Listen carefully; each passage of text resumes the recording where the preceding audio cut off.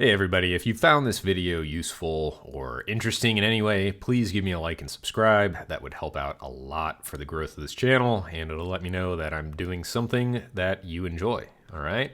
See ya. All right, so in today's video, we are going to be discussing protein consumption. This is an often covered topic in the world of health and fitness. There's a lot of different things going on as far as what people believe, how much protein you can have in a day, how to have your protein, what your protein sources should look like, all of that good stuff. And we're going to do our best job to convey the most evidence-based rationale and reasons and some practical reasons on what your protein consumption should look like.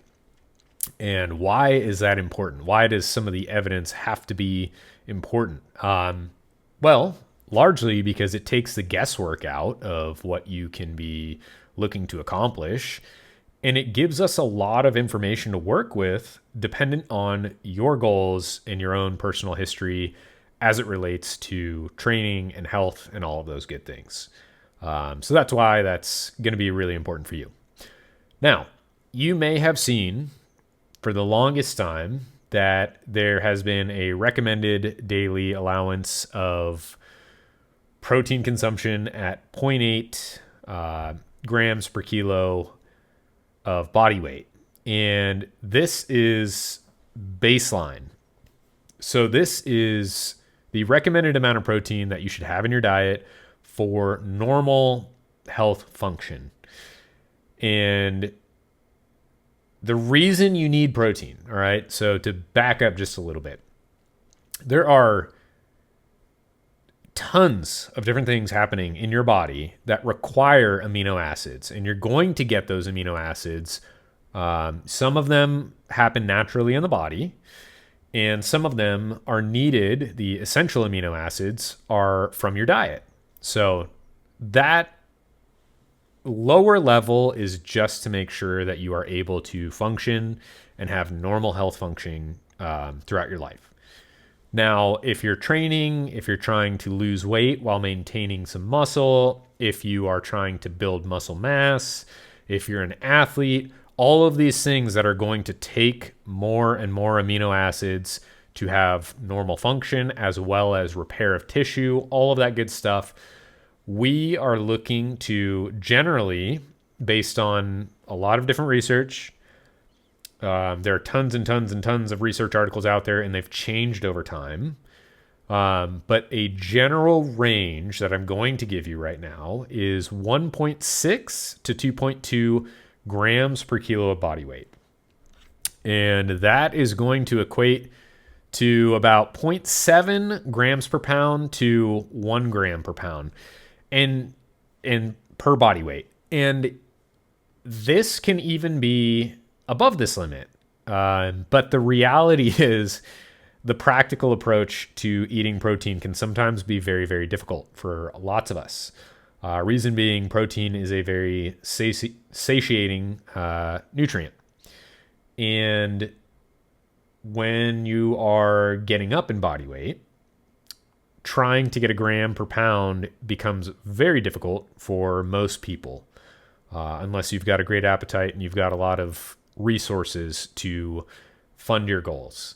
So for somebody like me, let's say I was looking to train hard and I wanted to keep my body weight and keep a good level of training.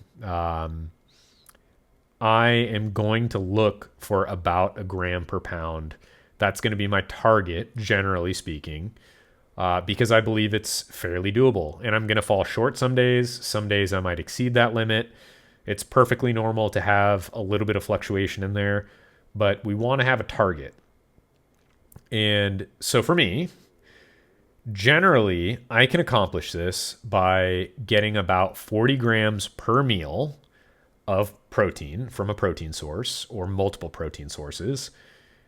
And I can additionally supplement that with either 1 or 2 protein shakes a day. So I can do about 40 grams to 60 of a protein shake, and I will be able to meet my protein goals. And I believe that this is a very good way of achieving this. And that's the whole point of a supplement. It's not done, or it's not there for you to have it as your main source. Generally speaking, we want to have more complete nutrient dense meals because we want to have vitamins and minerals that are essential for our body, especially for training hard. And that comes in the form of animal protein. It can absolutely come in the form of vegetable-based protein, but the vegetable-based protein sources are generally less quality in some of the amino acids that we want. Unless you're combining, you have to be a lot more particular if you're doing this the vegetarian route. So as it pertains to animal protein sources, generally speaking, for health, we want to be on the leaner end of animal protein sources as well. So this would be more of your poultry and lean cuts of meat for beef, different sources like that. Eggs, I eat plenty of eggs as well. There's plenty of data that shows eggs are fine as long as you don't have any question marks in your health. It shouldn't be an issue. And you want to look at diets also holistically rather than just one thing that you're eating. I know that's become very popular in today's world, but we want to look at diets in a complete sense versus one nutrient or one source of something, whether it's oils or a protein source or whatever it may be. So the reason we want some leaner sources generally over some of our fattier sources is chronic exposure to saturated fat. And if you are in the United States, the American Heart Association recommends less than 10% of your daily calories comes from saturated fat. And that's just to make sure that you don't increase your risk of cardiovascular disease. So make sure that you're getting plenty of protein in, especially if you have different kind of potential health issues that relate to muscle loss. If you're aging, if you're losing weight, if you're training hard, these are considerations where we want to make sure that we're getting plenty of protein in as long as we don't have any other health risk factors that relate to some of that renal function and those sorts of things. There's been a long-standing belief that high protein will somehow influence renal function, and this is not true if you are a healthy individual, if you do not have any sort of kidney disease, those sorts of things where you might have risk factors where you'll know and you'll have protein restrictions regardless of what you're doing. So hopefully this video was helpful in giving you an idea of what to look for with protein consumption. I hope to give you more information on this in the future.